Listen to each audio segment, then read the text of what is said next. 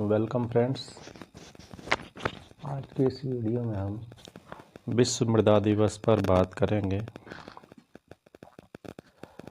जो कि प्रत्येक वर्ष 5 दिसंबर को मनाया जाता है। और यह आप अपना साइट पर विश्व खाद्य एवं कृषि संगठन का मोनो देख रहे हैं, जो कि संयुक्त राष्ट्र संघ की एजेंसी है, जो कि विश्व में भूख, पोषण, खाद्य पदार्थों की समस्याओं से डील करने के लिए वैश्विक स्तर पर कार्य करती है। और आप इसका मोटो देख रहे हैं, जो कि लैटिन में लिखा हुआ है। उसका अर्थ होता है कि सभी को भोजन की उपलब्धता होनी चाहिए। हम आपसे अनुरोध करेंगे कि आप इसके विश्व कृषि एवं खाद्य संगठन की वेबसाइट को विजिट कीजिएगा। वहाँ पर आपको बहुत सी उपयोगी जानकारियाँ मिलेंगी। तो हम विश्व मृदा दिवस की बात करते हैं। तो विश्व मृदा दिवस जो है, यूएन असेंबली ने 2013 में निर्णय लिया था इसको मनाने का। तो 2014 से प्रतिवर्ष मनाया जाता है। और इसका उद्देश्य है कि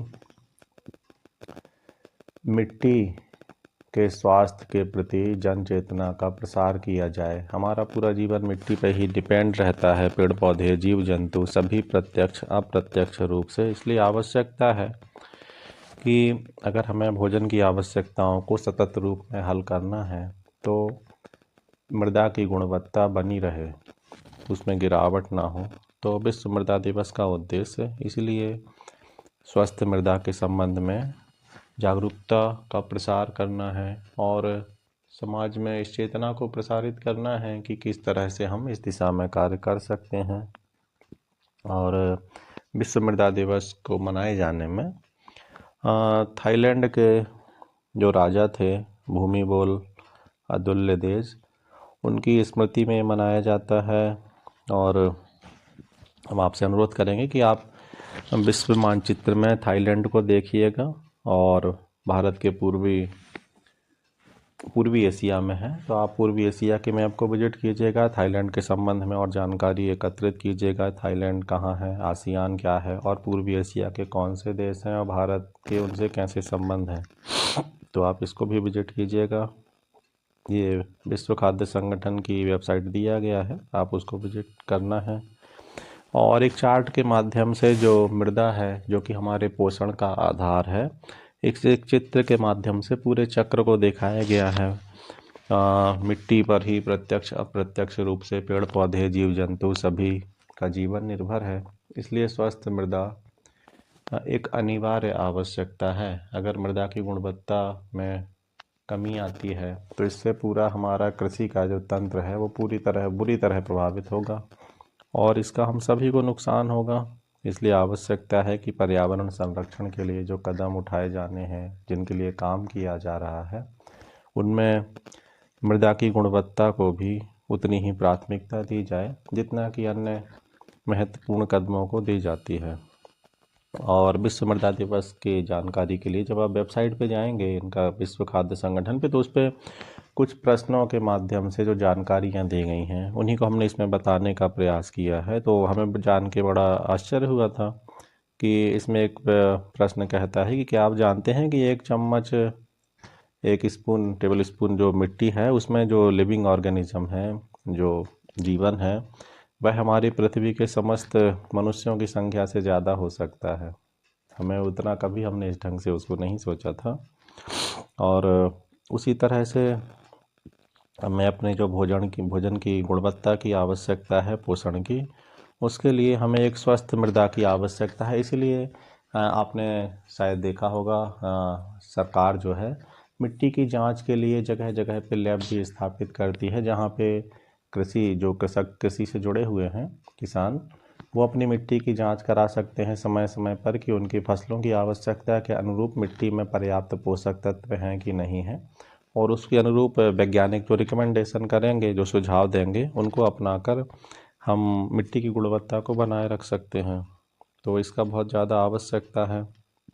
और जो अगर मृदा दूषित होती है, तो उससे दो तरह का कठिनाई आता है। एक तो मिट्टी में पोषक तत्वों की कमी हो रही है। जब मिट्टी में पोषक तत्व नहीं होंगे तो जो वहाँ पे फसलें आ रही हैं उनमें भी पोषक तत्वों की कमी रहेगी। और दूसरा, जो हमारा आधुनिक विकास हो रहा है दोषपूर्ण ढंग से इंडस्ट्री का और अन्य क्षेत्रों का, उसके कारण जो उनका उत्सर्जी पदार्थ हैं जो अपशिष्ट निकल रहे हैं, उनके कारण मिट्टी में टॉक्सिक या विषैले पदार्थों की भी मात्रा बढ़ रही है। तो दो प्रकार से, एक तो मिट्टी की गुणवत्ता में कमी आ रही है और दूसरा उसमें विषैले पदार्थों की उपस्थिति बढ़ रही है। दोनों ही प्रकार से दीर्घकाल में और लंबे समय में और कम समय में पूरे मानव जीवन को, प्रकृति को नुकसान हो रहा है। हम इसको ऐसे कह सकते हैं कि एक तरफ तो हम स्वस्थ जीवन शैली को छोड़ रहे हैं और दूषित जीवन शैली को अपना रहे हैं। तो हम दो प्रकार से नुकसान हो रहा है।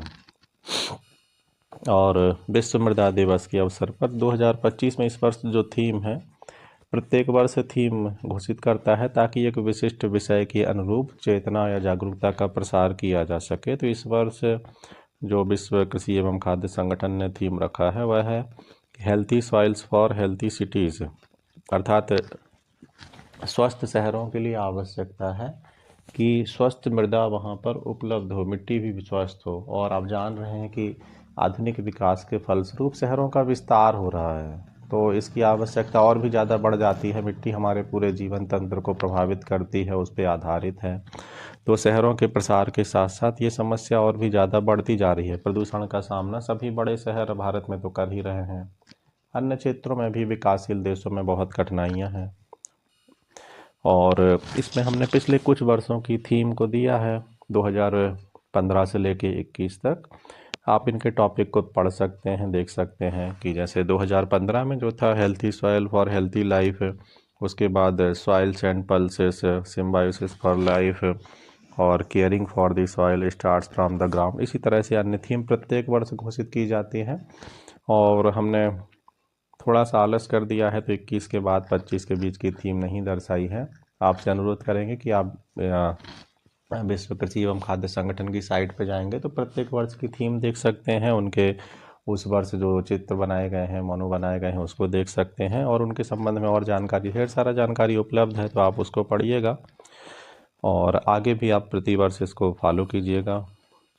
और इसमें आप जो हमारे भारतीय कृषि और किसानों की ज़मीन से जुड़ी हुई समस्याएं रही हैं, उस पर जो एक बड़ा ही महत्वपूर्ण पिक्चर आया था 1953 में बिमल रॉय के द्वारा डायरेक्ट किया हुआ 2 बीघा ज़मीन, उसका ऊपर आप फोटो देख रहे हैं। एक्टर इसमें बलराज साहनी थे। फिल्में भी आपको कहानी के माध्यम से कुछ ज्वलंत प्रश्नों को बताती हैं। भारतीय कृषि बहुत कठिन चुनौतियों का सामना करती रही है। अभी भी कई राज्यों में कृषि पर जो कर्ज है किसानों के लिए बहुत कठिनाई खड़ी करता है। और पर्यावरण के संरक्षण में जब तक हमारी कृषि स्वस्थ नहीं होगी तो अन्य सेक्टर भी उतना स्वस्थ और विकसित नहीं हो सकते हैं। और बीघा जो है ज़मीन को नापने की इकाई है। उत्तर भारत में जिस तरह से डिसमिल एकड़ होता है उसी तरह से, तो आप इसकी भी जानकारी लीजिएगा। और इसी तरह से ज़मीन और कृषि पर, मिट्टी पर जो कुछ प्रश्न महत्वपूर्ण फिल्में बनी हैं उनकी जानकारी लीजिएगा। ब्लैक एंड वाइट फिल्म है लेकिन भारतीय कृषि व्यवस्था की दारुण व्यवस्था को बताती है। और उस समय कोलकाता में जो रिक्शा चलाया जाता था वो हाथ से चलाना रहता था। जिस तरह से हाथ से हल चलाने का हम अपने आसपास का भी सुन सकते हैं, देख सकते हैं। हाँ, बहुत कठिन समस्याएं रही हैं, अभी भी पूरी तरह से हल नहीं हुआ है। आप देखिएगा इसको। और नीचे जो मेरी धरती मेरी माँ है, अब ये फिल्म कौन सा है इसको आप देखिएगा और आप इसको देख सकते हैं और जानकारी आप शेयर कीजिएगा। और आपने इस वीडियो को सुना है, ये प्राइमरी जानकारी हमने देने का प्रयास किया है। ज़्यादा जानकारी आपको हमारे जो महाविद्यालयों में बॉटनी जूलॉजी के सर मैडम होते हैं वो आपको ज़्यादा जानकारी दे पाएंगे। इसके साथ ही हमारे आसपास के वातावरण में कौन सी मिट्टियाँ उपलब्ध हैं, उनमें कौन से पोषक तत्व पाए जाते हैं, कौन सी कमियाँ आती हैं, इस संबंध में भी वो आपको ज़्यादा जानकारी प्रदान कर सकते हैं। तो हम उनसे अनुरोध करेंगे कि वो आपको संबंधित विषय की जानकारी दें। और आप भी प्रयास कीजिएगा, मोबाइल और इंटरनेट के समय में बहुत सी जानकारी आप भी जुटा सकते हैं। आपने इतना समय दिया, आपका बहुत बहुत धन्यवाद। Thank you.